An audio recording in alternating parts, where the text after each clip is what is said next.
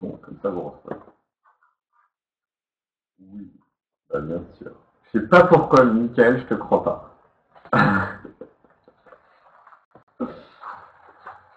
Alors, on y va. Donc, comme d'habitude, pour interagir, en haut à gauche de votre écran, vous avez la petite main que vous pouvez lever. Moi, ça fait un petit son. J'interviens sur vos questions. Je peux vous donner la parole. Alors, branchez votre webcam également. Je ne sais pas si ça va pas trop prendre de temps de patience, mais on essaie. Voilà, voilà. Allez, on est parti alors. Je le redécouvre avec vous. Système d'astrophotographie. Donc, client amateur, ok. Et première partie, l'objectif, un doublé constitué de deux lentilles. Donc, un. On va déjà réécrire, et ça, c'est ce qu'on fait à chaque fois. Donc, là, on va essayer de cibler en fait la présentation que vous devez obtenir pour votre BTS. Les capacités, vous les avez, j'en suis persuadé. C'est simplement, toutes les formules sont redonnées, il faut simplement que vous arriviez à les manipuler. On verra pourquoi ça vous poserait certains problèmes. Alors, doublé de lentilles, supposément, elles sont séparées par un faible espace, négligeant la substitude. La lentille L1 est taillée dans un verre, de nombre d'AD nu D1, la lentille L2 dans un autre verre, de nombre d'AD nu D2. Et en annexe 1, on a toutes les données. Alors, allez, l'annexe 1, tac. Ok. On rappelle que le nombre d'ouvertures d'un objectif, donc voilà, première chose, déjà, on vous donne la première formule. On part du fait que le nombre d'ouvertures est égal à f', la distance focale de l'objectif, et le diamètre divisé par le diamètre de votre petit d'entrée. Vérifiez que la distance focale image de l'objectif est cohérente avec la valeur correspondante dans le tableau des caractéristiques de la lunette. Montrez que la divergence de l'objectif est égale à 1,67 dioptrie. Donc là, il faut simplement retrouver la valeur de f'. Donc, première chose à faire, f' va simplement être égal à n multiplié par VPE, chose que vous encadrez. Et avec les données constructeurs qui doivent être données quelque part, vous allez pouvoir retrouver ces valeurs. Donc, où est-ce qu'on retrouve ça? On a DPE qui est donné dans la première page justement à 80 mm et N qui est à 7,5. Donc on a simplement à multiplier l'ensemble. Donc, application numérique, F', donc j'ai N 7,50. Et le diamètre de la pupille d'entrée, 80 mm. Donc le nombre d'ouvertures est en unités, le diamètre d'ouverture est en millimètres, donc forcément la focale sera donnée en millimètres. Alors quand on fait 50 multiplié par 80, ça nous donne du 600 millimètres.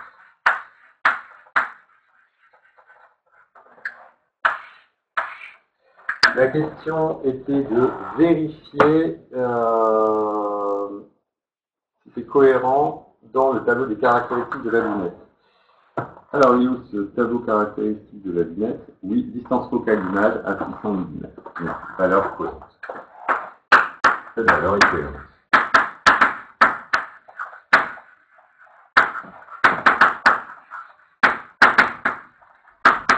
Et je vois tout de suite, oui, il faut l'écrire parce que c'est la question. Et à partir de là, il vous demande de calculer la vergence. Donc, calcul de vergence.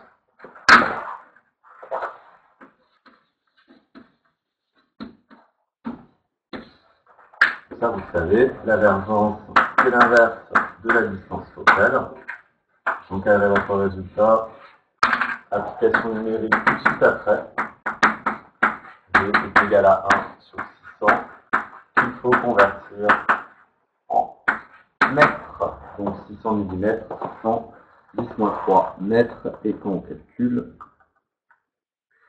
1,67 dioptrie.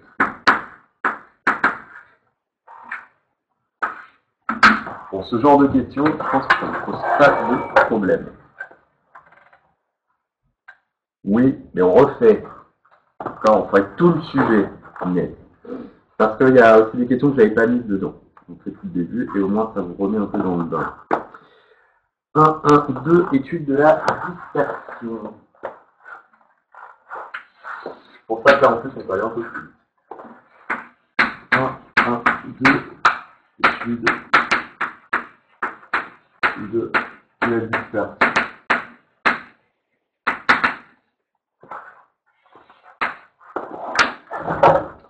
Alors, le nombre d'AB caractérisant la dispersion d'un matériau s'écrit, donc pareil, toutes les données, MUD est égal à LD-1 sur LF moins NC.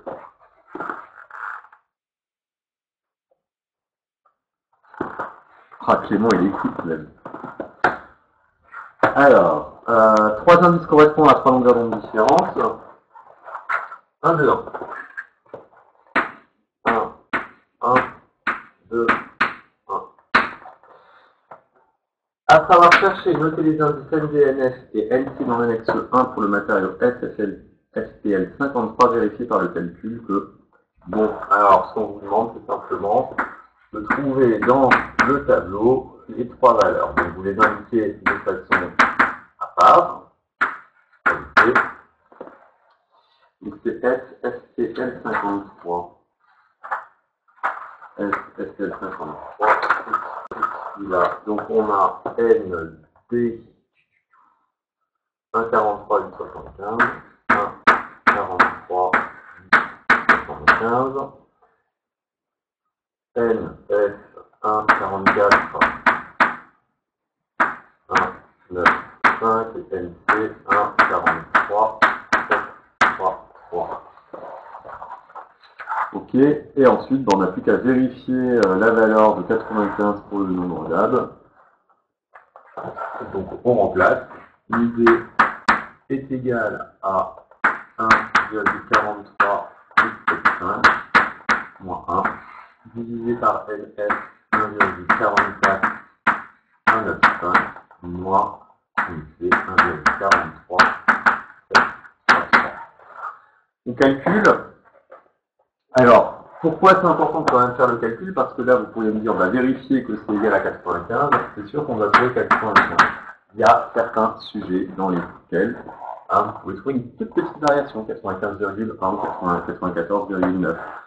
Dites quand même que c'est cohérent. D'accord? Mais est-ce qu'ils vont considérer que si vous mettez 95, alors que vous n'avez pas véritablement fait le calcul, ça peut peut-être influencer. Maintenant, si vous n'avez pas le temps, vous allez un peu plus vite, vous mettez et vous faites une vérification plus tard. Ça, facile encore. Donc là, pour le moment, ça va. La spécification de la lunette est ED pour Extra Low Dispersion. Identifier le verre ED parmi les matériaux SFPL 53 et SLM 51. Alors, ils sont où? Où sont les éléments?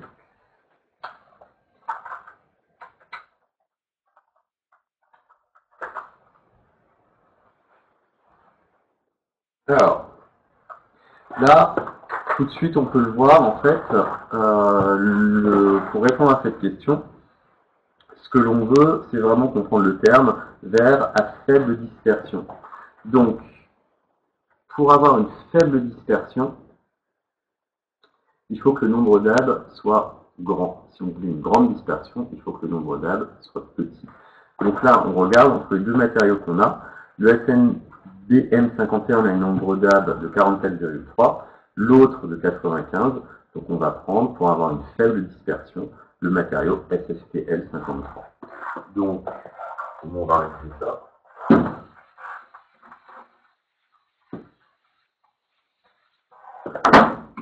Question 1, 1, 2, 2. 1, 1, 2, 2. Le verre ED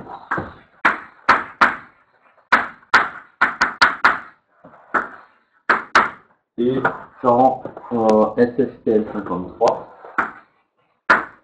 SFPL 53. Car il est à faible dispersion.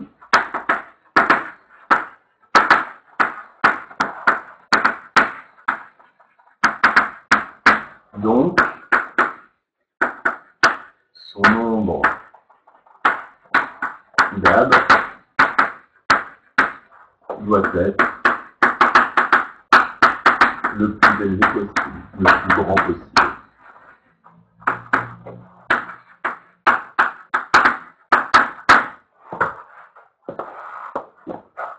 Est-ce que ça va? C'est bon? Ah. Il faut répondre en mettant la définition. Oui, tu peux très bien mettre la définition de la contingence. Totalement.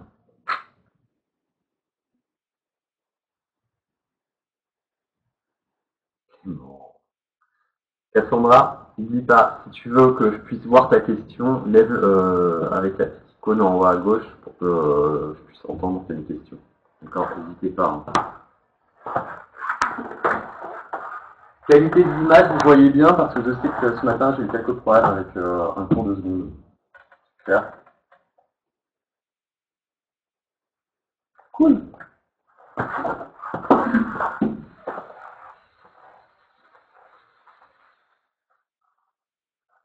Ok.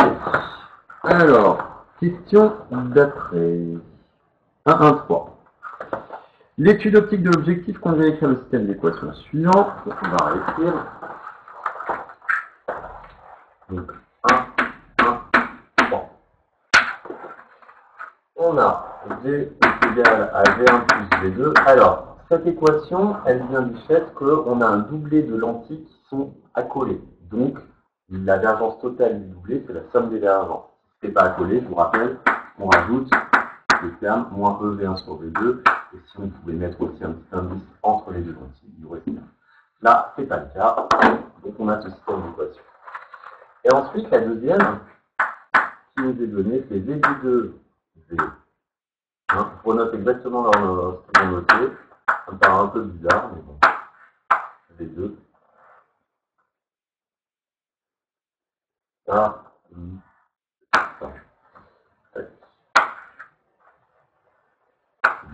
C'est des nombres d'âge, ça. Qui doit être égal à 0. Alors ça, est-ce que vous vous souvenez quel est le nom de cette condition? Quelqu'un peut l'écrire? Ouais, Inès Clément. Il a la correction à côté, c'est pas possible. Non, très bien. Ouais, bien. T'as intérêt à avoir une super note de TS. S'il a eu.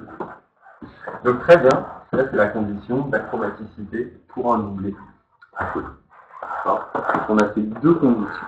Alors, voilà, quelle propriété du doublet permet d'écrire chacune de ces conditions? Donc ça, tac, c'est la 1, 1, 3.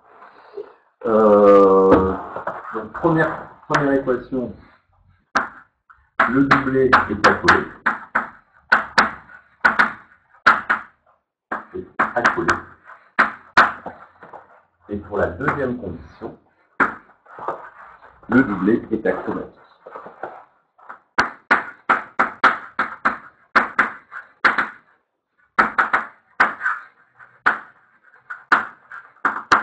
Donc j'ai anticipé la question, je ne pensais pas que ça allait être ça comme question. En fait, la véritable écriture de la condition d'achromaticité, c'est que le rapport de la somme de la divergence sur le nombre d'AB, vous faites la somme, et ça doit être égal à 0. Ce qui revient à écrire ça en fait. Donc, je l'écris quand même. Normalement, on écrit que V1 sur mu1 plus V2 sur mu2 est égal à 0. Et si on avait une troisième lentille à coller, là on pourrait aussi plus V3 sur V3 est égal à 0, etc., etc. On pourrait le faire avec un système à 3 ou voir n lentilles sans problème. Donc, en général, on écrit sous cette forme.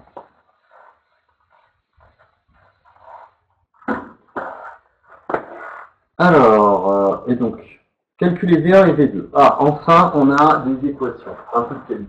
1, 1, 4. Alors, on va faire ça en expression littérale. Et ensuite, on démontrera le calcul. Donc, on va partir de ces deux équations de base. Et on a un système de deux équations avec deux inconnus. Les inconnus étant V1 et V2. Plusieurs méthodes. Substitution, élimination. Moi, je vais plutôt faire la substitution. Je vais écrire V1 en fonction du reste. et je vais le remplacer dans ma deuxième équation. Ça, c'est ce qu'il y a à peu près de plus simple à faire. Donc par exemple, on va prendre la première, c'est-à-dire que V1 est égal à V moins V2. Et ça, je l'injecte dans ma deuxième équation. Si je fais ça, ça va être complexe. Je vais plutôt faire autrement. Je vais prendre la deuxième équation. Ça va être plus simple. Ça marchera aussi que la première méthode que je faisais, mais ça va être un peu plus long. Donc je vais prendre la deuxième équation de la deuxième équation. On exprime V1 en fonction de V2. Donc, ça va nous donner mu V2 V1 égale moins mu V1 V2. Et donc, je peux écrire que V1, c'est moins mu V1 sur mu V2 fois V2. Ça, c'est un résultat intermédiaire. Ce résultat intermédiaire, ben, je vais l'injecter dans ma première équation. Ce résultat est injecté dans la première équation. Alors bien entendu, vous n'êtes pas obligé de détailler ce que je fais là le jour du BTS. Là, tout simplement pour que vous puissiez bien comprendre toutes les étapes et que vous puissiez faire la première équation. Donc ce qu'on va avoir, on va avoir V. À la place de V1 qui est ici, je vais écrire moins mu V1 sur mu V2, V2 plus V2. Là, je peux factoriser par V2. Je vais donc avoir V est égal à 1 moins mu V1 sur mu V2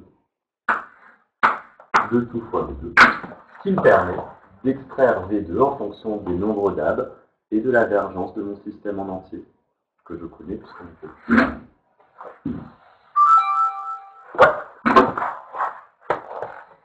Laurine, je te passe le micro et webcam si tu en veux.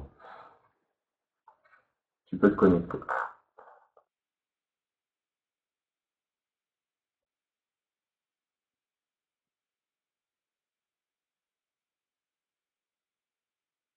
Laurine, Attendez, j'ai pas du tout fait comme vous pour cette question.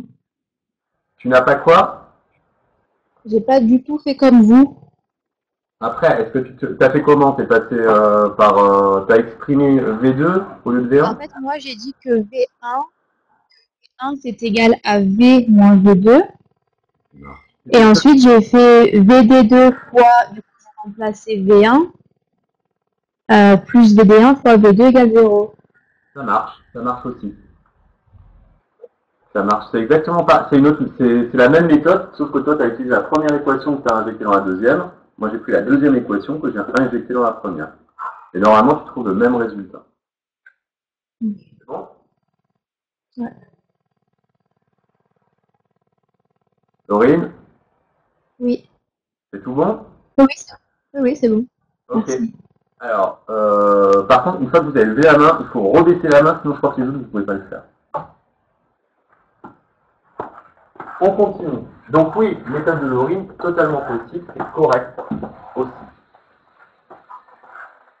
Alors, ce qu'on appelle ici, c'est une expression littérale. Si vous mettez directement des chiffres dedans, ça risque d'être faux et vous perdrez des points. Donc là, on peut déjà exprimer V2 comme étant V divisé par 1 moins mu V1 sur mu V2. Et voilà l'expression justement de la divergence de la deuxième lentille en fonction de la première. On fera les applications numériques après. Maintenant, on n'a plus qu'à exprimer V1 puisqu'on connaît V2. V1, ça va être moins mu D1 sur mu D2, multiplié par V2 qu'on vient de trouver, V sur 1 moins mu D1 sur mu D2. Alors c'est sûr, vous pourriez le remanipuler pour avoir une expression plus simple, mais là au moins ce sera juste. On va pas tenter de faire des erreurs. Donc on fait notre application numérique et on va avoir V2. Alors V était à combien? À 1,67 1,67. Nu D1, il y a combien nu D1? Donc là, il faut que je regarde. 44,3. 44,3. Et nu D2, il est à 158,64. Non, c'est pas ça. Il est où nu D2? 95. Et quand on calcule ça, on trouve que V2 est égal à 3,13 dioptriques. Et pour V1, on détaille, ça nous fait du moins 44,3 sur 95, multiplié par 1,67 dioptriques, divisé par 1 moins 44,3 sur 95. Et normalement, on doit trouver V1 qui est négatif à moins 1,46 puisque la somme, alors notre méthode, 3,13, on doit à moins 46, ça fait bien 1,60.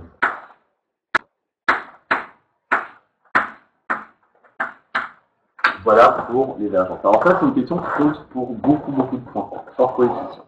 D'accord ? Pas très compliqué, plusieurs méthodes, je suis sûr que ça vous arrivera à le faire. Ok, préciser le nom du matériau de la lentille divergente en justifiant votre réponse. Donc la lentille divergente, c'est celle de divergence négative, donc ça va être pour V1 moins 46.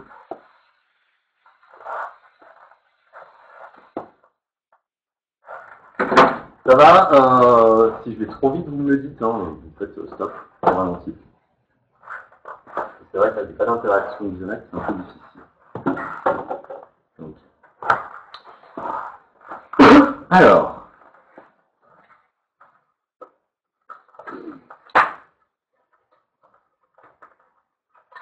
qu'est-ce qu'on a comme annexe?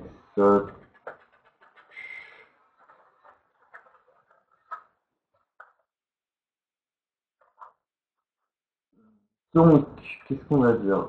Bah oui, forcément. L'avergence, ouais. C'est simple, c'est ce que j'ai dit à l'oral. Alors, question 1, 1, 1.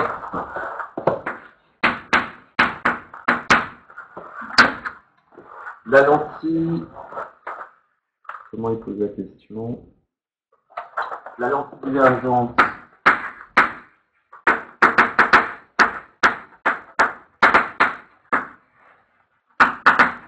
possède une divergence négative. Et il s'agit donc de, c'est la première lentille, de L1. Okay. Son nombre d'AD,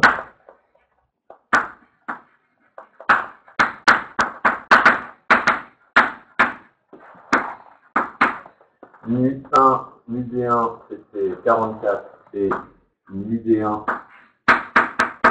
égale 44,3, ce qui correspond. Alors ça correspond à quel matériel? Au SNDN. Au SNDN.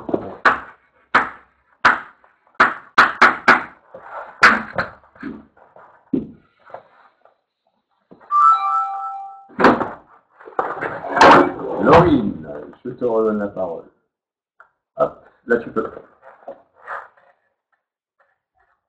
Désolée, c'est encore moi.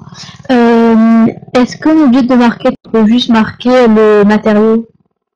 Mais non, parce qu'il faut que tu le justifies. Justement, la question, c'est le matériau. La question, comme elle est posée, ils te disent préciser le nom du matériau de la lentille en justifiant ta réponse. Si tu mets juste que c'est du SNBM et 51, sans justifier, ça ne marche pas. D'accord, tu n'auras pas les points.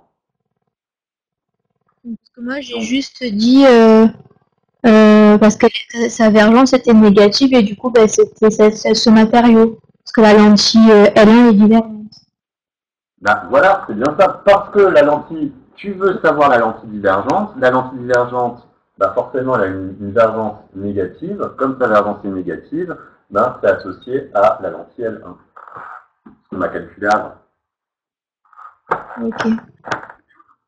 Donc moi, je vous conseille de rédiger ça, hein, quand même. De le rédiger. Ce serait bête de perdre des points qui sont faciles à obtenir. Ok, merci.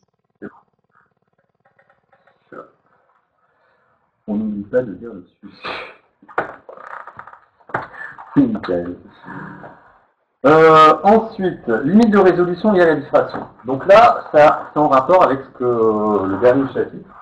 Là. Donc on va le noter. Limite de la résolution.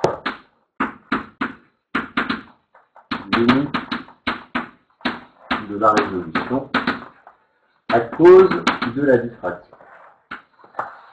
Donc ça c'est la nouveauté. Calculer la limite de résolution alpha min diff, ils appellent ça. Alors c'est 1, 2. Alpha min diffraction dû à la monture de l'objectif pour la longueur d'onde en vide à 555 nanomètres. Alors pourquoi on utilise 555 nanomètres? C'est dans le vert, c'est le milieu en fait du spectre visible, donc là on est plus sensible pour notre œil.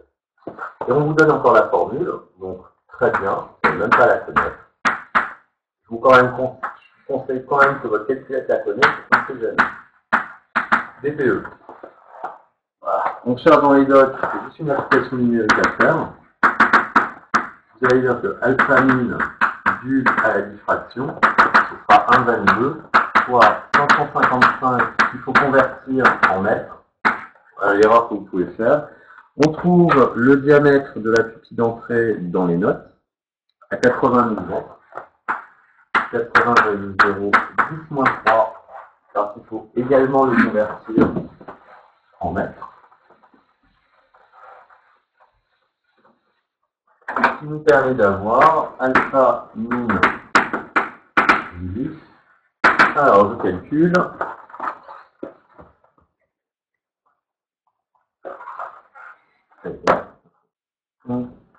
9, 7, et je trouve 8,46 10 moins.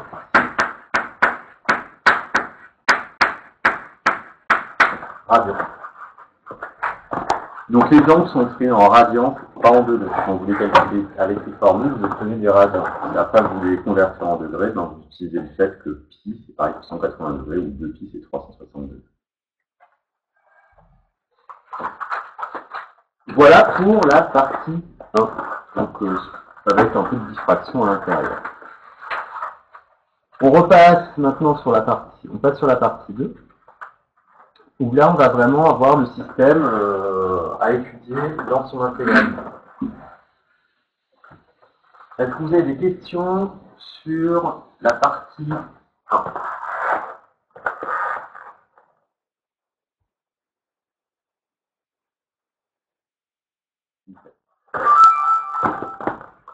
Inès.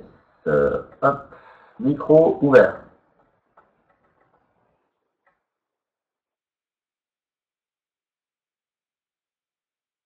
Inès, tu peux.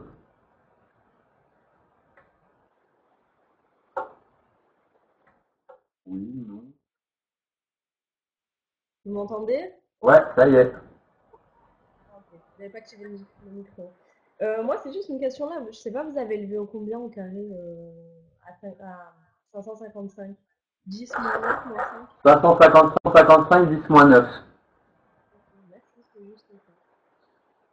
T'as dit quoi? Parle plus fort. C'était juste ça. Ok, d'accord. Merci. Je peux tout effacer, c'est bon? Comme ça, on attaque la partie 2 sur un tableau vierge. Premier gong.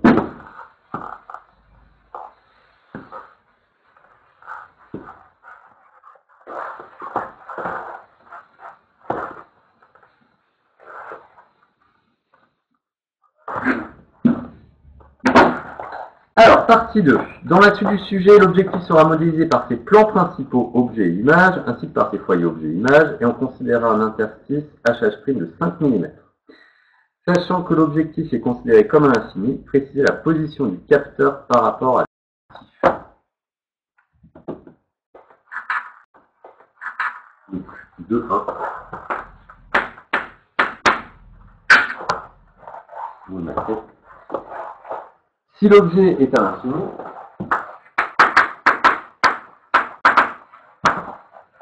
et à l'infini, l'image, alors ça peut écrire, ouais, non, je vais faire trop table. L'image se forme dans le plan focal, image de l'objectif. D'accord. Donc le capteur est situé dans ce plan focal. Et donc, en F', ça doit être situé le capteur.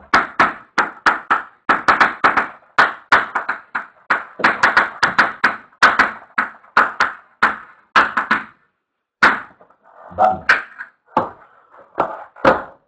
Ça, c'est l'étude des champs.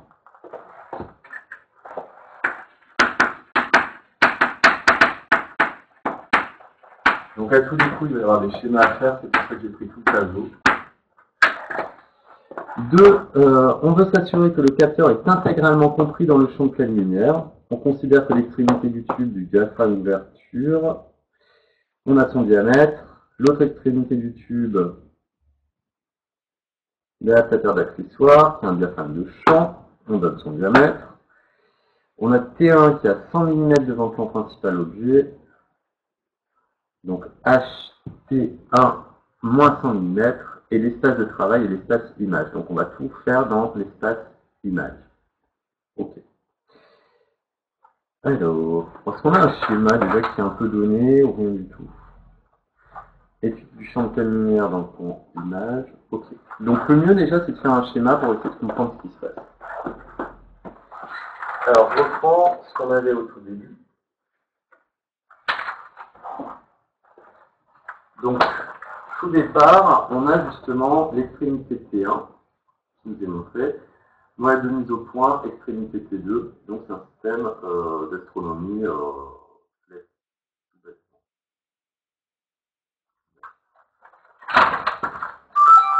oui. Mardi ou Alexandre? Je crois que c'est Alexandre. Vas-y. Oui, tu peux. Alexandre, tu peux. Totalement. Une chaîne d'image, ouais, c'est très bien ça aussi. Vous mettez A de la prime à travers une lentille, je ne sais pas comment ils l'ont appelé. Si c'est à moins l'infini, forcément. Ça me va. Alors, je reprends. Telle lumière, diaphragme d'ouverture. Donc, on a ici un diaphragme d'ouverture qui est à 80 mm. À l'autre extrémité, l'adaptateur, c'est le diaphragme de champ, un diamètre ici. Diaphragme de champ, il est plus petit. Il est de 2R0, il est de 2RD. Ok.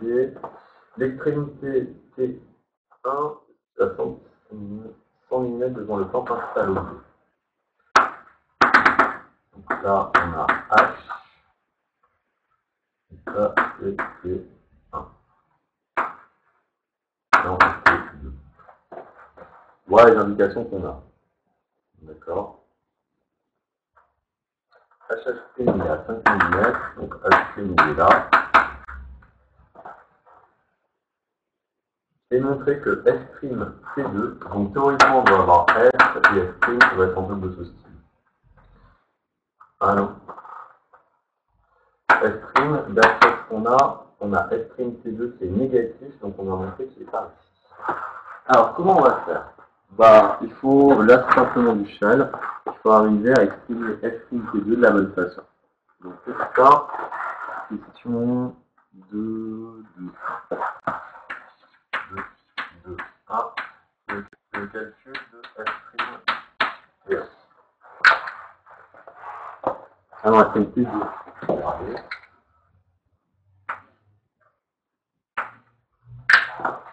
Alors, F'(T2), bah, qu'est-ce qu'on va faire? Qu'est-ce qu'on connaît? F', on peut le relier à H', puisque c'est la focale de l'objectif. Donc, on va pouvoir insérer H'.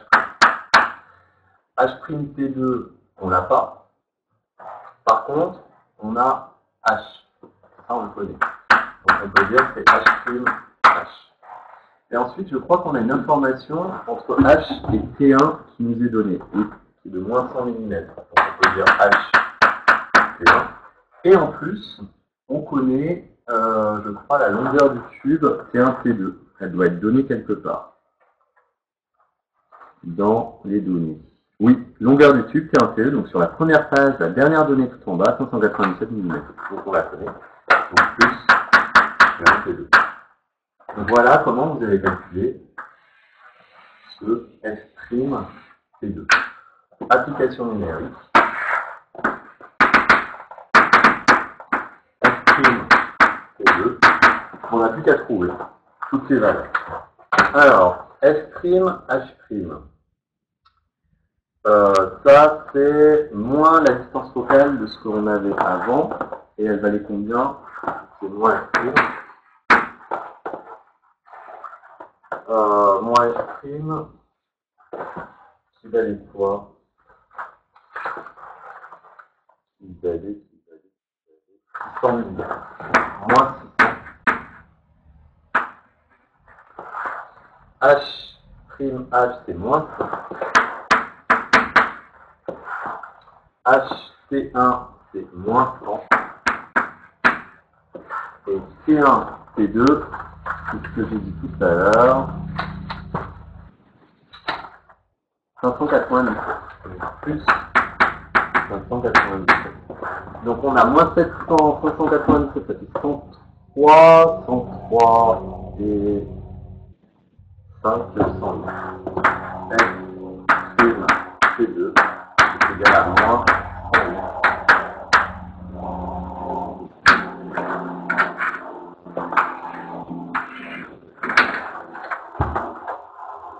Voilà, le but, alors, comment moi j'ai retrouvé ce qu'il fallait faire, c'est au fur et à mesure, je regarde. Si j'avais pas le schéma ici, franchement, je n'aurais jamais trouvé. Donc, je vous conseille toujours de faire un petit schéma qui vous représente la réalité, et vous dites, ok, moi je cherche cette distance. Donc, qu'est-ce que je connais? Moi, je connais F'(H'), c'est la distance focale de mon objectif, que je connais. On m'a donné cette distance, donc ensuite je viens de faire H, et en plus on me donne HT1, donc ça aussi je peux le rajouter. Et je vois bien. D'accord, donc essayez d'avoir une construction logique dans votre résultat. J'ai tous nos positifs et j'ai eu dans l'autre sens, c'est tout.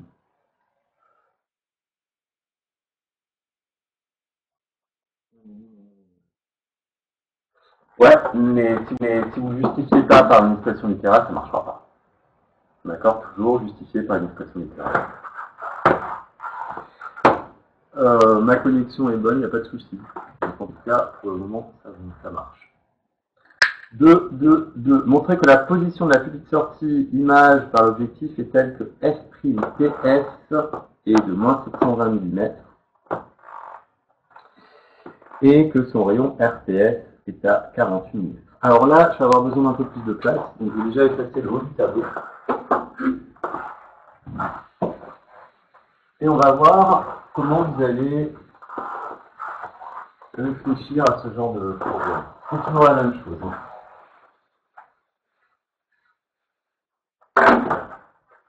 Donc, Là, ce qu'on nous demande, c'est de trouver la position de la pupille sortie à partir de f'. Donc, c'est une position qu'on cherche. Deux solutions. Soit vous utilisez la formule de conjugaison, 1 sur A', 1 sur Y égale 1 sur F', soit vous utilisez la formule de Newton. Quand est-ce que j'utilise l'une ou quand est-ce que j'utilise l'autre? Quand je connais la position précise du centre de ma lentille, j'utilise la formule de conjugaison. Là, je ne l'ai pas. Je ne sais pas où est positionnée ma lentille objective exactement. Mais par contre, je sais où sont les foyers, objet et image. Et dans ce cas-là, il vaut mieux utiliser la formule de Newton. D'accord? Donc c'est pour ça que dans ce cas-là, je pense qu'il faut utiliser la formule de Newton.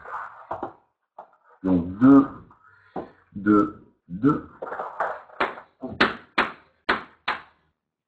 Donc on va utiliser la formule de Newton. Formule de Newton entre le diaphragme d'ouverture, qui est l'objet qui nous donne la pupille de sortie au final. D'accord. Le conjugué du diaphragme d'ouverture, c'est notre pupille de sortie. Donc ce qu'on peut écrire, c'est que F DO multiplié par F' PF, c'est égal à quoi? À moins F' carré. D'accord? D'où le fait que F' PF, ce sera égal à moins la focale au carré, divisé par FD. Alors là, on a tout. On n'a pas tout. F' on l'a, mais on n'a pas FDO. Il va falloir que je trouve une méthode pour calculer FDO. Donc ça, c'est un résultat intermédiaire pour le moment. C'est un résultat final. Il manque FDO. C'est-à-dire la distance entre le point focal, objet, et le diaphragme d'ouverture. Alors, le diaphragme d'ouverture, c'était qui?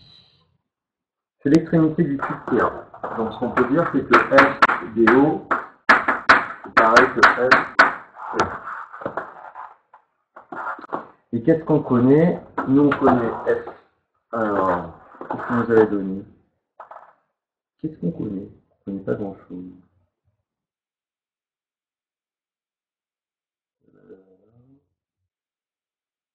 Si on connaît FH, je suis bête, la focale.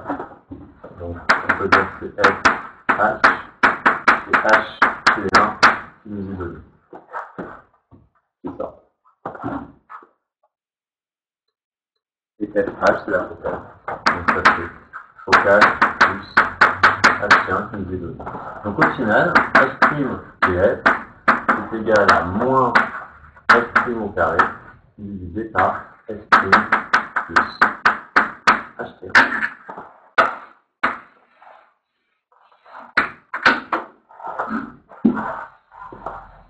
Là, on n'a plus qu'à calculer.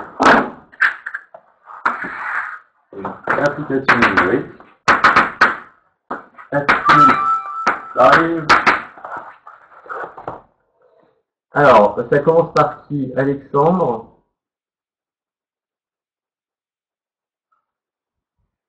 Bon, Alexandre et Laurine, je vous donne tous les deux la parole.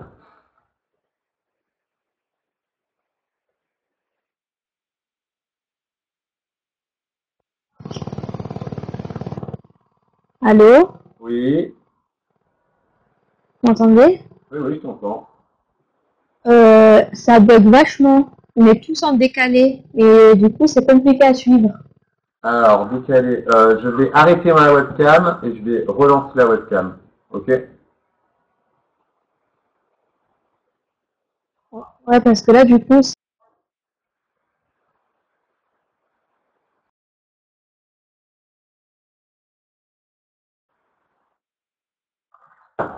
Est-ce que c'est mieux?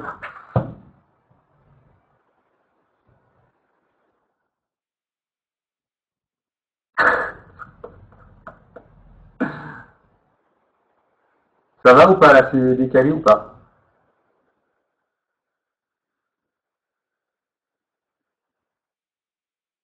Bof. Bof bof. Yep. Alors là, c'est bon pour Norge. Vas-y, Laurine. Ben, pour moi, c'est bizarre en fait, parce que parfois votre vidéo, elle s'en va. Comment ça, elle s'en va? Mais là, en fait, là, vous êtes figé. Alors, je vois que tu as un problème de connexion. Alors, ça, c'est ma connexion. Tu as une connexion qui varie, je vois. Non, je suis en 4G. Ouais, là, en fait, je vois ta connexion, elle est moyenne. Donc ça devrait aller. Normalement, ça doit aller mieux, là, C'est pas grave. Au pire, de toute façon, quoi qu'il arrive. Allez, je suis orange. Ouais, je pense que ta connexion est toute pourrie. Ouais, j'ai fait.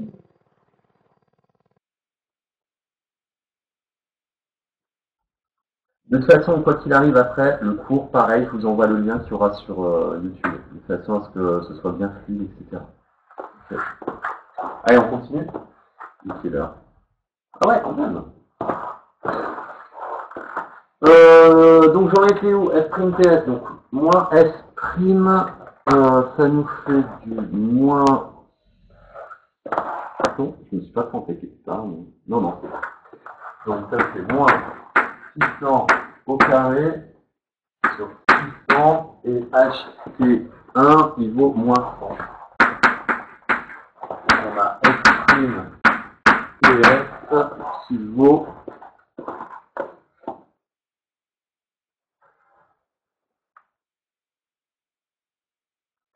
moins 7,1 mm. N'oubliez pas les unités.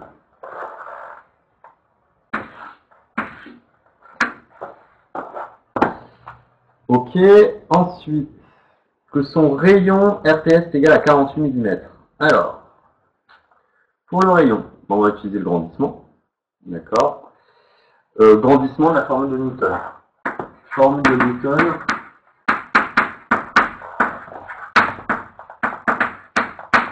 Pour le grandissement.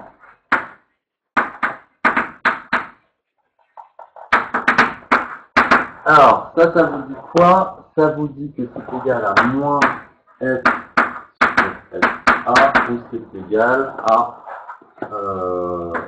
S' A' sur S'. Et donc là, on va utiliser cette partie. Donc on a gamma qui est égal à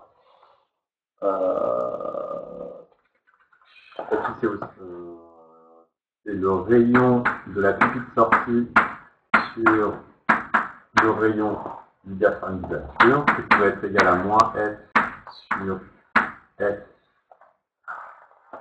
Et le diaphragme d'ouverture, c'est T1. ST1. Et là, on a ça.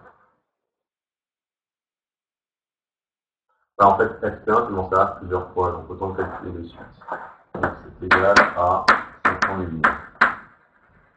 Comme ça, on l'a. D'accord. Ce qui me permet de dire, comme moi j'ai mon rayon du diaphragme d'ouverture, que le rayon de ma pupille sortie, ça va être moins S.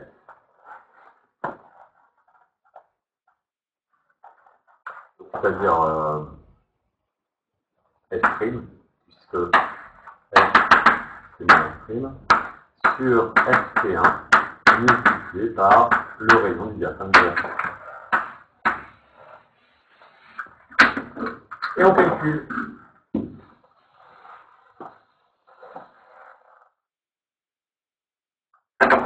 Application numérique. On a RTS qui va être égal à S' 600. ST1, on va calculer 500 mm. Et le rayon du diaphragme d'ouverture, il est où ce truc-là? C'est 2R0, c'est 80 mm, donc c'est du 40 mm. D'accord. Et le résultat sera 100 mm. Donc 600 sur 500, ça fait 6 divisé par 5, multiplié par 40. 48 mm.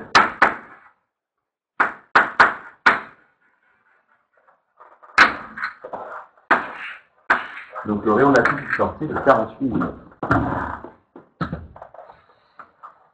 Voilà pour celui-là. Alors, placez le plan des champs sur le schéma 1. Alors, schéma 1, il est ici.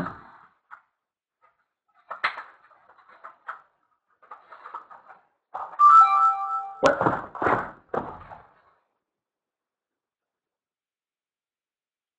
Cassandra. Toi aussi, tu as une très mauvaise connexion, hein, Cassandra.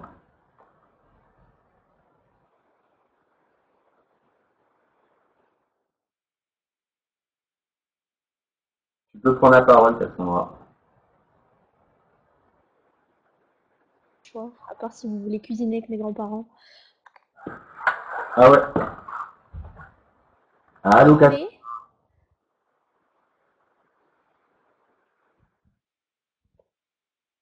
Allô, allô. Oui.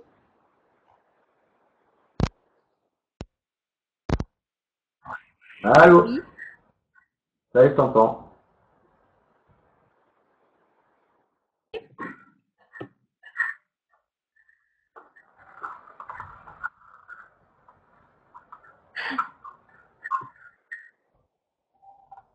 C'est vrai que j'ai ma com qui varie aussi. Hein.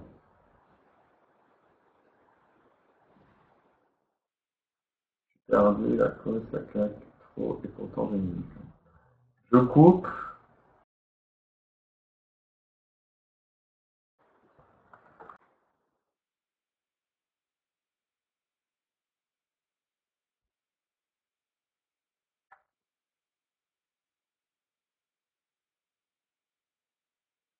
Normalement, ça devrait aller mieux. C'est pire.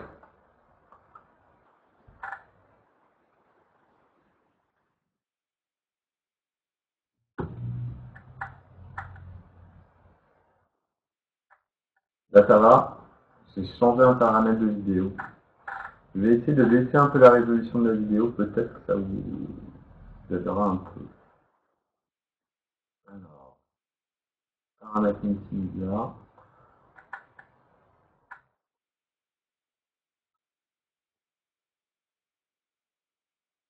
Donc, j'ai baissé un peu ma résolution.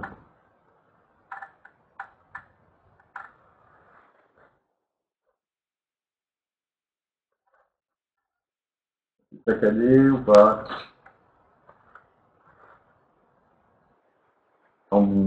Normalement, ça devrait être mieux. Si je descends plus bas, j'ai peur que vous voyez plus rien en tableau par contre. Mais ça donne quoi pour l'ensemble? C'est mieux? Au revoir.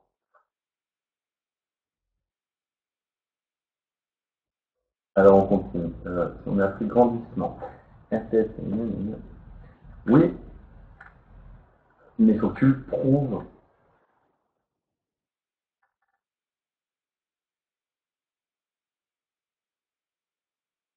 Tu peux le faire avec ta lettre, mais à mon avis, c'est un petit peu compliqué. Mais tu peux. Tu peux aussi. Oui.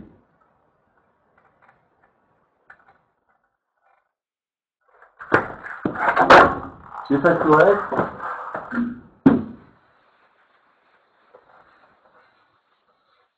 Je suis content que vous avez des bonnes questions par contre. Proposez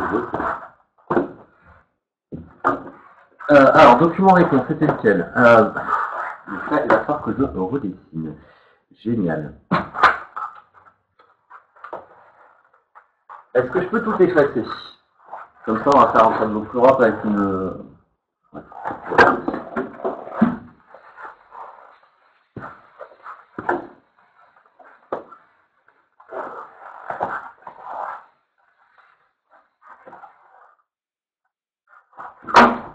Alors là-dedans, en plus, il va falloir qu'on respecte les échelles. Scénario, document, réponse.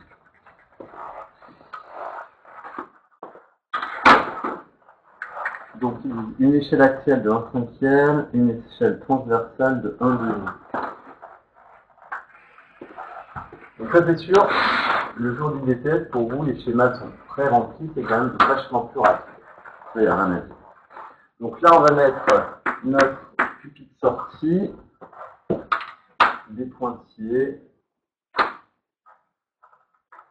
Donc moi personnellement, je pense que je ne vais pas pouvoir le faire à l'échelle, ça va me prendre trop de temps pour faire les calculs. On va le faire à peu près.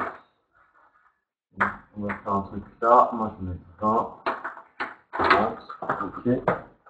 H' vous est donné, il est par ici. T2, il est là. Alors est-ce qu'il est beaucoup plus loin? Ouais. Et on a une toute petite ouverture, donc on va le faire. On le fait comme ça à T2. Ok.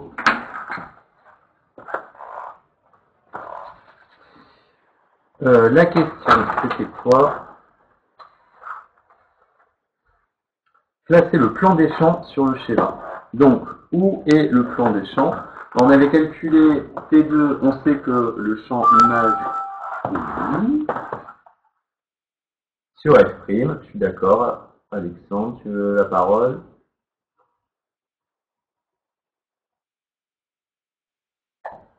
Vas-y Alexandre. Alexandre.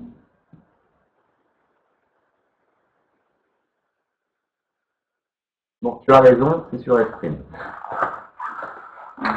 Et F', on l'avait mesuré, on avait calculé T2, F' T2 qui était à moins 108 mm.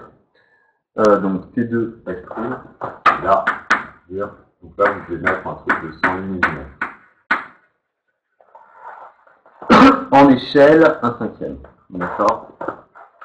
Donc là vous avez F', et le plan des champs, c'est donc ce truc-là. Et vous écrivez là, hop, plan des champs.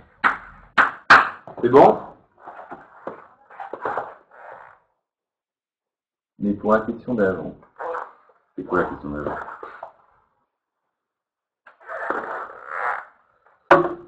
Dans un cas général, est-ce que le plan des champs se trouve toujours sur la prime des... Bah oui, puisque ton plan, tu veux former ton image dans le plan des champs.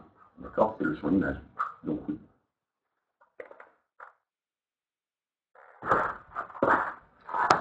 Bon, bah là, il n'y avait rien d'autre à faire.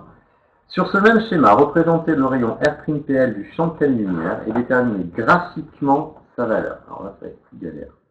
Donc pour le champ de pleine lumière, comment est-ce qu'on l'obtient? Donc là, on a notre diaphragme d'ouverture, notre diaphragme de champ. Ok, ça c'est une vidéo. Pardon.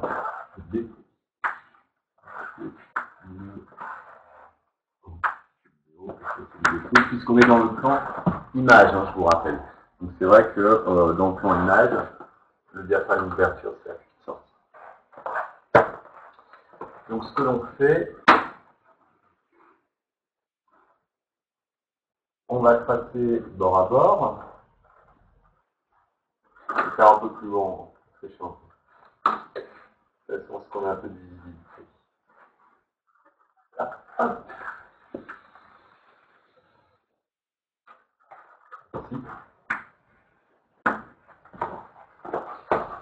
Et ce qui nous permet avec, voilà, on l'a en direct.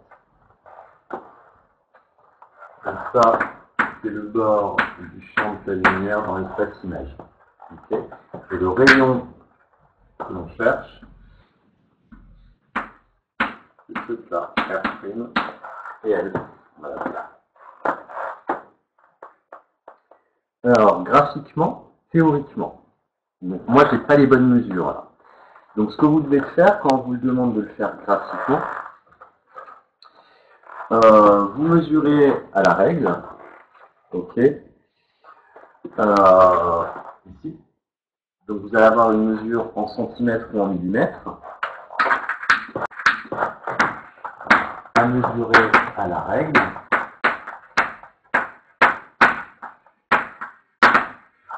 Et ensuite, on vous dit qu'on applique un facteur d'échelle transversal de 1/2. Donc, ça veut dire que sur la feuille, c'est tout divisé par 2. Et multiplié par 2 pour avoir le résultat. Alors, si je le fais sur le sujet que j'ai là, il faut une règle.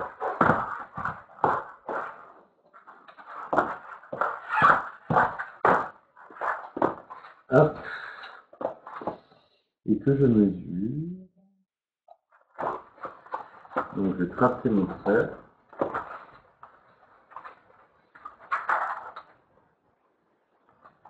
Si j'y arrive. Donc là, je prends le bord. Je fais 108 divisé par 5. Donc, on a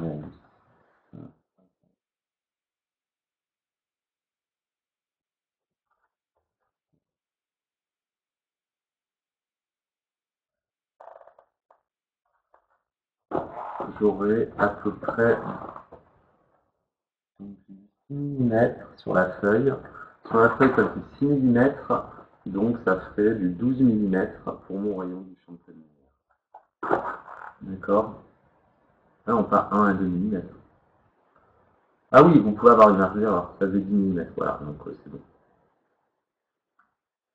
8, ça fait un peu bas hein, quand même. D'accord? Donc soit ton schéma, tu l'as mal fait, donc là, il faut quand même faire un petit peu attention sur la construction. Donc normalement, ça devrait être 10. Moi, j'ai 12. Ok, et déterminer une version. Alors, vérifier par le calcul qu'en fait, c'est 10,2. Donc voilà, c'est pas l'arrache, hein, 10. Il faut trouver 10,2. Ok, bah, comment on va faire ça?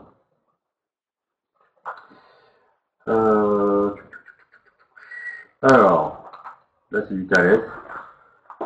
Qu'est-ce qu'on va utiliser? Nous, on veut déterminer ça. Qu'est-ce qu'on connaît? Est-ce qu'il y a des trucs qu'on connaît? Donc là, on a le temps des champs, prime. Je me placerai dans ce triangle pour le faire.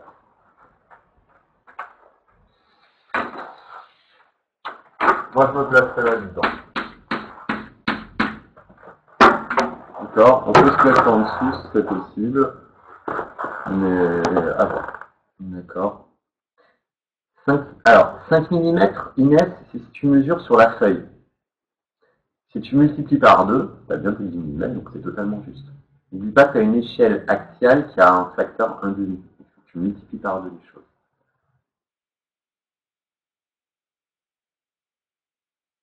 Mon message du dessus.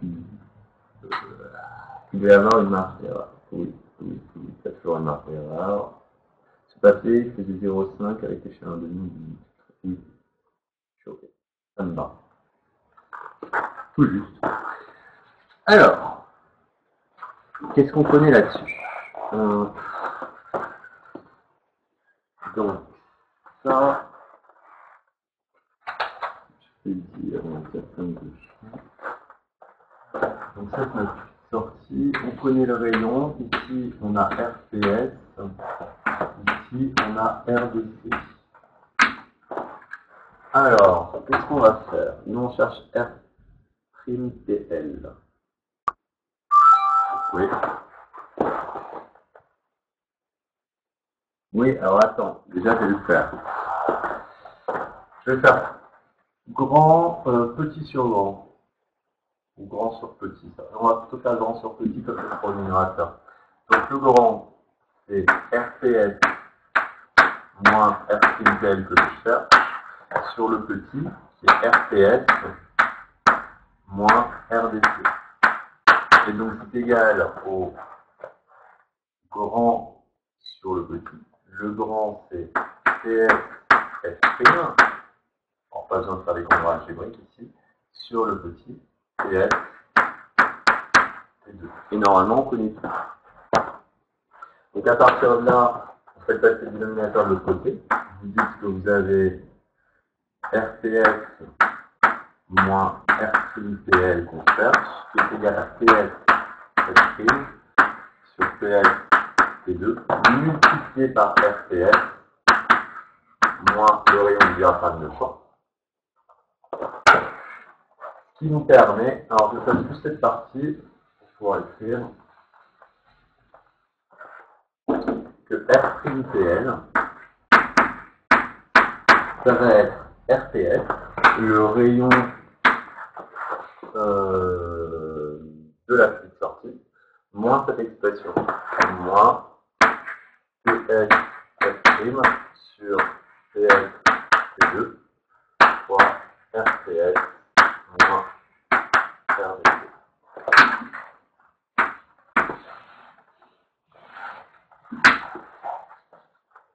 On n'a plus qu'à calculer. Alors, application numérique. R'PL.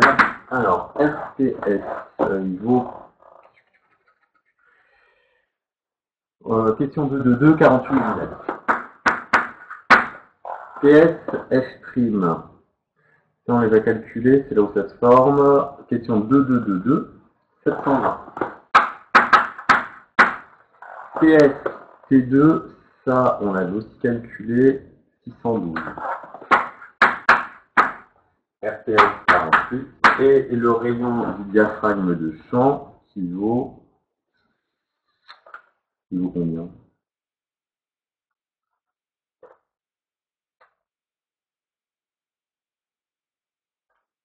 Ah si, c'est RD, 31,8 divisé par 2, 15,9.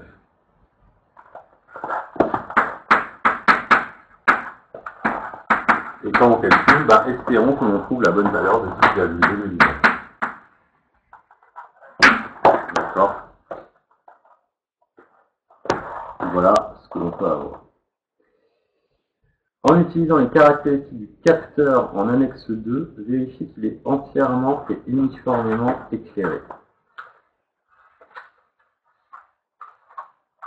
Alors, annexe 2, capteur CCD. Ok. Alors, vous, ce que vous voulez, c'est que là, vous avez votre capteur à cet endroit. Et le but, c'est que tout le capteur soit éclairé. Donc, nous, un capteur, en général, c'est un truc comme ça, qui a une certaine largeur et une certaine hauteur. Donc, pour qu'il soit entièrement éclairé, il faut absolument que le rayon du champ de la lumière, il encadre tout. Okay. Donc, en limite, il faudrait que son rayon soit un truc comme ça. Alors, comment je vais dessiner ça? Je peux effacer le schéma du dessus. De toute façon, vous représentez quelque chose.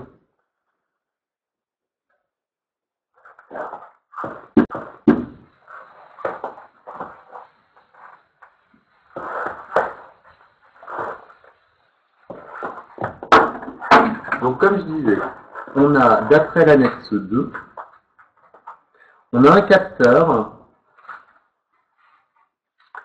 qui a un affichage en nombre de pixels en 1280 par 1024. Donc ça, c'est notre capteur. Donc on a 1280 pixels, et ici on en a 1024 en hauteur. Résolution de 1,3, et on vous donne la taille d'un pixel. Un petit pixel, ce sont des petits carrés qui ont un côté de 3,6 micromètres. Donc de là, ce que vous pouvez calculer, c'est justement la taille, la dimension en hauteur et en largeur de chacun de votre capteur. Donc en hauteur, on va avoir une hauteur H qui sera de 1024 fois 3,6 et en largeur, on va avoir 1280 fois 3,1. Ce qui nous donne quoi? Donc 1024 fois 3,6, ça fait du 3686 microns. Donc 3,7 mm, on va dire. Et l'autre, 1280 fois 3,6, c'est 4,6 mm. D'accord? Ça, c'est la dimension de votre capteur.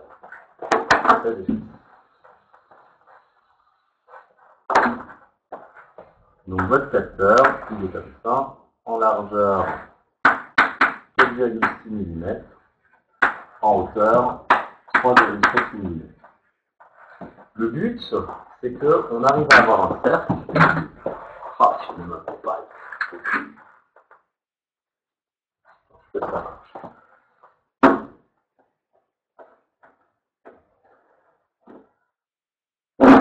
Ouais, ça marche, ça comme ça.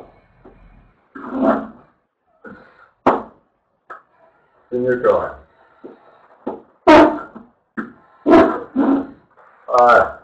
Ah, c'est à peu près ça. Donc, que ce cercle, tu vas avoir un certain rayon.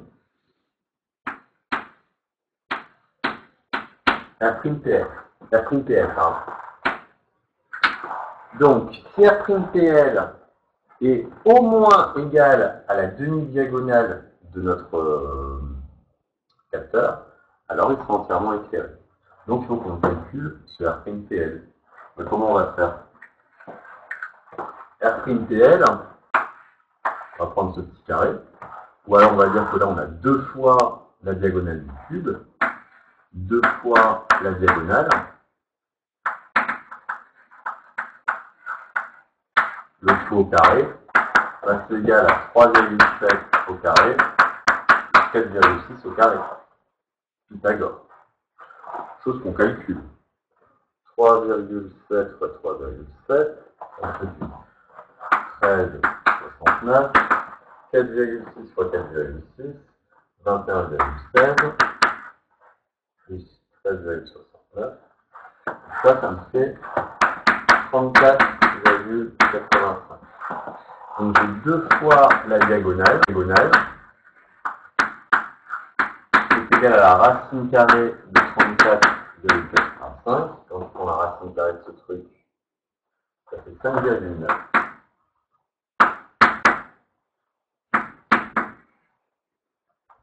5,9 mm. Et donc, je le divise par 2.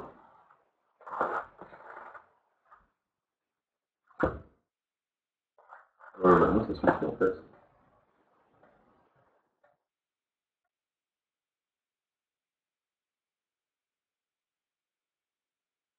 Non, c'est la diagonale. Excusez-moi, c'est la diagonale en entier qui fait ça. Pardon. Diagonale, 3,7. Ouais, c'est bien ma diagonale en entier. Ok. J'ai un petit doute. Ma diagonale, et j'ai RTL. Oui, donc.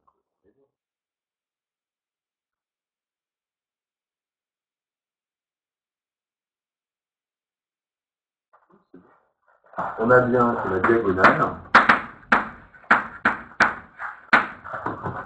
elle est inférieure à 2 fois RTL. Si on fait 5,9 mm, c'est bien inférieur à 20,4 mm. Ce qui veut dire en fait que tout le capteur est compris dans le cercle dans le champ lumière. Tout le capteur est compris dans le champ de lumière. Ah, il y a juste un peu de géométrie à faire. Et en général, c'est là-dessus qu'on se plante un peu plus. Vous voyez, j'ai un peu plus galéré alors que c'est tout bête, c'est très grave. Quelle question ça, s'il vous plaît? 2,6, oui. Le 5, 9. C'est la racine carrée de 34,85. Donc en fait, ce que j'ai fait, j'ai calculé, on me donnait les pixels, on me donnait la taille du pixel, ça m'a permis de trouver la taille de mon capteur en largeur et en hauteur. Pour avoir la diagonale, là je sais que la diagonale au carré, c'est la somme des carrés des côtés. Donc 3,7 au carré plus 4,6 au carré, ça donne 34,85. Et donc pour avoir la longueur de la diagonale, c'est la racine carrée de 34,85 qui me donne 5,9 mm.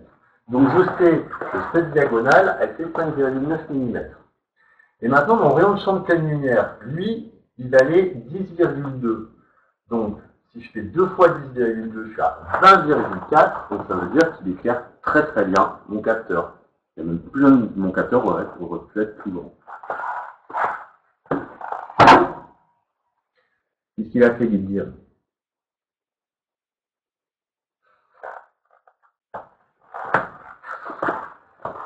On en est là. Ok. Là, je reprends les questions. Après, trop de schéma à faire. Ok. 2.3. Résolution du système d'astrophotographie. Donc on est en résolution. Je peux tout effacer.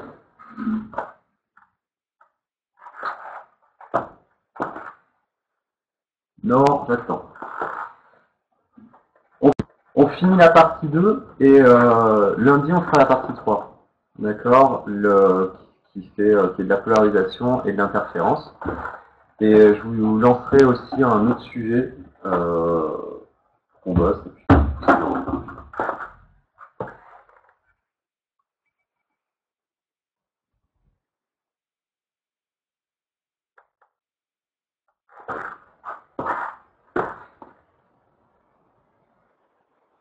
Ça va être chaud. La limite de résolution du capteur, avec la lumière, objet de l'objectif est égal à 6. Ouais, ça va avec les 2 dernières questions, là, les 3 dernières, ouais, 3 dernières questions, ça va être. C'est bon. Ok.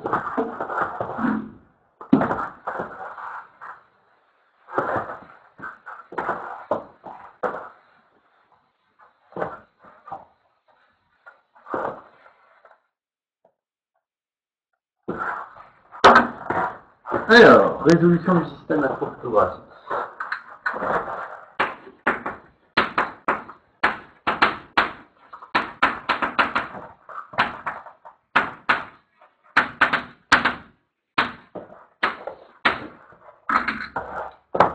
La limite de résolution sur le capteur est A égale 3,6 micromètres.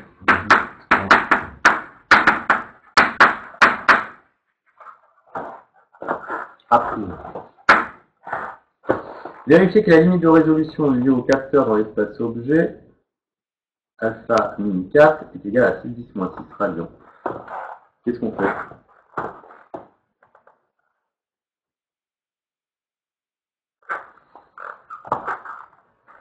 Donc là, en fait, l'objet est un infini. Donc, si on considère qu'on a une lentille, tout bêtement, un seul système, l'image se forme dans le plan focal image, en F'. Là, on a A' et B'. Okay. Pourquoi ils ont appelé ça A, alpha, A'?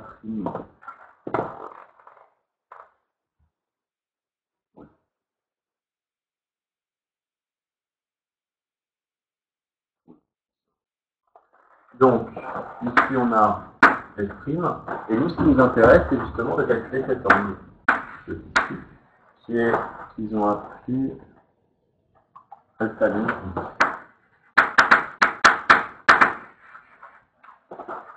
Donc qu'est-ce qu'on fait? En fait, pour avoir la résolution minimale, c'est la taille la plus petite que l'on va pouvoir observer sur notre écran. Et justement, la limite de résolution du capteur, c'est ce A'.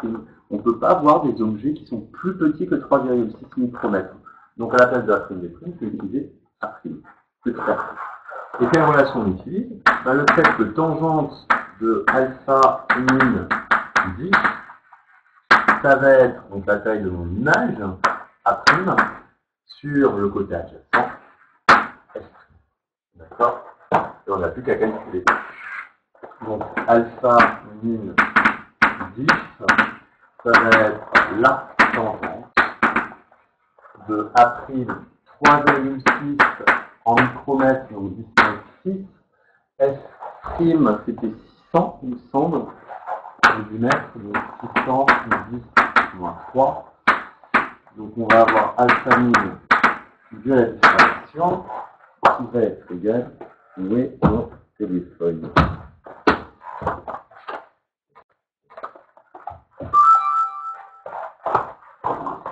Pouvez-vous bien rentrer dans le détail car on n'a pas vu en cours. En fait, si on l'a vu en cours, on l'a déjà vu. C'est simplement qu'est-ce qu'on définit par ce qu'ils appellent la limite de résolution. D'accord? La limite de résolution, c'est quelle est la taille du plus petit objet qu'on va pouvoir voir. Donc ça, c'est défini par vos capteurs. Vos pixels font 3,6 micromètres de côté. Donc ils ne peuvent pas avoir des objets plus petits. Donc ça va être votre limite de résolution physique. Mais maintenant, comme votre objet est à l'infini, ça va correspondre à un angle de vision pour lequel on va appeler ça l'angle limite de résolution, qui est un rayon qui arrive à l'infini, il n'est pas dévié, comme ça se par rho. Et donc c'est cet angle qu'on cherche à déterminer. Pour le déterminer, qu'est-ce qu'on dit? La tangente de cet angle, on se place dans ce triangle rectangle. Ça va être le côté opposé, la taille du plus petit pixel que l'on peut avoir, 3,6 micromètres, divisé par la distance focale de votre objectif, puisque c'est là où se forme votre image. Donc vous avez appris sur la screen. C'est bon, Alexandre? Laurie, tu as la parole. Alors, et Alexandre, ok. Vas-y, j'ai lancé mon cours.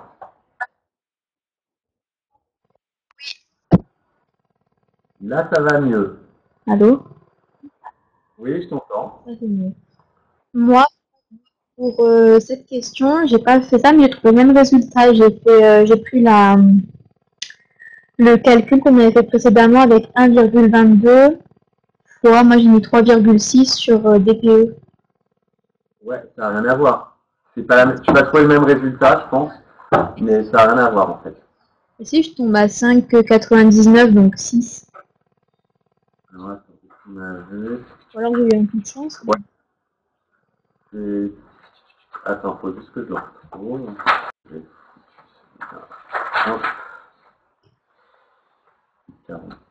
Ouais, en fait, c'est pas la... Ouais, mais c'est pas la même...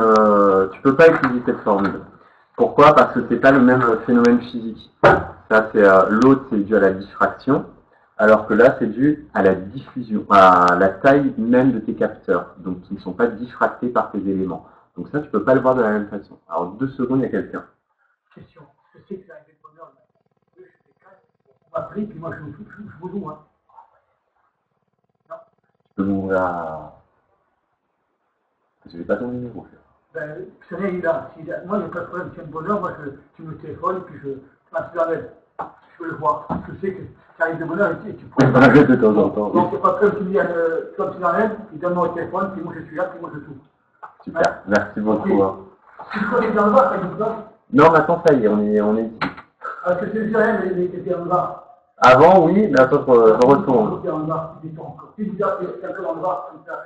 D'accord, ok. Tu en parles? Ouais, je reparle. Merci, Gérard. Merci. Alors, c'est quoi la différence entre... Bon, désolé, je reprends. Du coup, ça tombe sur le même résultat, donc... Alors, c'est pas exactement... En fait, c'est une coïncidence que tu aies le bon résultat.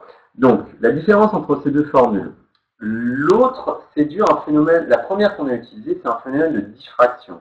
C'est dû au fait que quand tu as un rayon qui passe par rapport à une ouverture, donc je réponds en même temps à la question de Manon, tu vas avoir ce phénomène qui va apparaître et qui va créer une tache de diffraction qui va avoir cette forme. On va avoir ça. Oui, mais là, on a été la diffraction aussi. On va avoir un truc comme ça. Ok? Et donc, le but, c'est que le capteur ne capte que la tâche centrale. Donc, tout à l'heure, la première question, elle calculait le rayon de la tâche de diffraction. Alors que, ici, ce qui nous intéresse, c'est de calculer la taille minimum que l'on peut observer de notre objet, qui est contrainte par le matériel que l'on a, c'est-à-dire la taille de nos pixels. Donc, c'est pas le même phénomène physique. Et tu aurais répondu comme tu as répondu, à mon avis, même si ça donne le même résultat, ils doivent le voir. Et donc, ils ne comptent pas juste. Ok, et donc du coup, là pour la diffraction, la formule c'est toujours la même, c'est A' sur F'. Exactement, toujours. Ok. C'est bon? Ok. Manon, est-ce que ça a répondu à ta question aussi?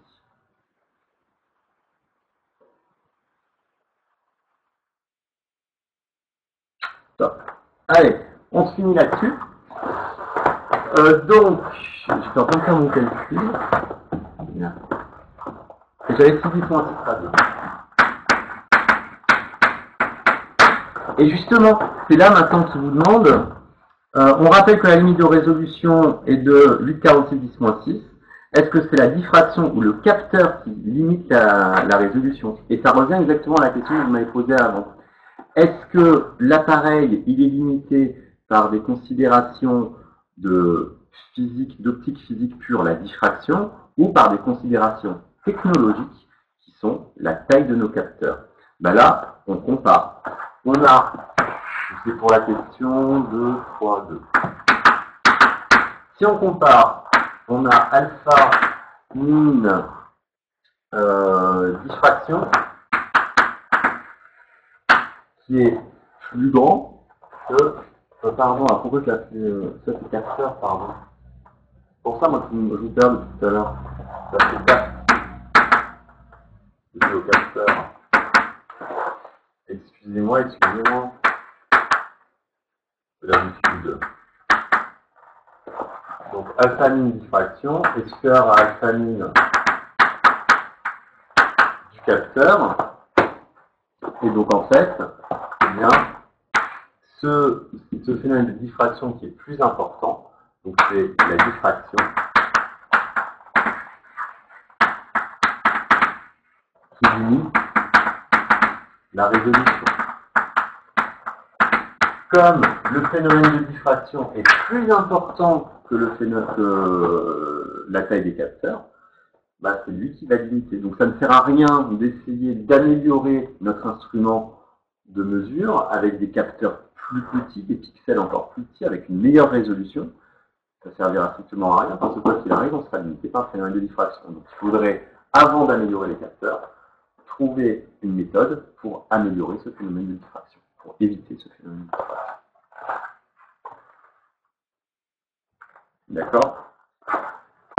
Justifier la bonne ou la mauvaise adaptation du capteur CCD, bah, il est bien adapté parce que il limite pas la résolution et il est éclairé uniformément. C'est un bon capteur. Voilà, c'est ça qu'il faut. Alors, lundi, je ne sais pas encore à quelle heure on se voit, mais je vous enverrai un mail. Et tout à l'heure on se voit, mais je vous enverrai un mail et tout comme d'hab.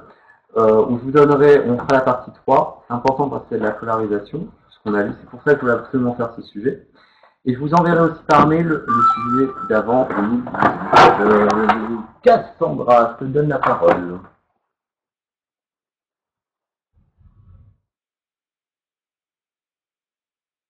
Cassandra, je t'entends très mal. Mets ton micro plus fort, tu peux. Question, s'il vous plaît, pourquoi le capteur est bien adapté? C'est bon, parfait. C'est bon? Vous pouvez répéter la réponse à la dernière question, s'il vous plaît, pourquoi le capteur est bien adapté? Bah, parce qu'il ne limite pas la résolution. La résolution est bonne, en fait, il n'est pas limité. Comme c'est pas le capteur qui va limiter la résolution, mais c'est la diffraction qui va limiter la résolution, que tu prennes ce capteur par rapport à la résolution, c'est très bien. Et deuxième chose, c'est qu'en plus, il est uniformément éclairé. Ça, c'est les questions d'avant. On avait vu que le champ de pleine lumière, il éclairait entièrement le capteur. Donc, comme il est uniformément éclairé, c'est un capteur judicieusement choisi. D'accord, merci. De rien. Bon, sur ce, on est bon. Je remettrai donc dès que cette vidéo, je coupe la vidéo là, hop,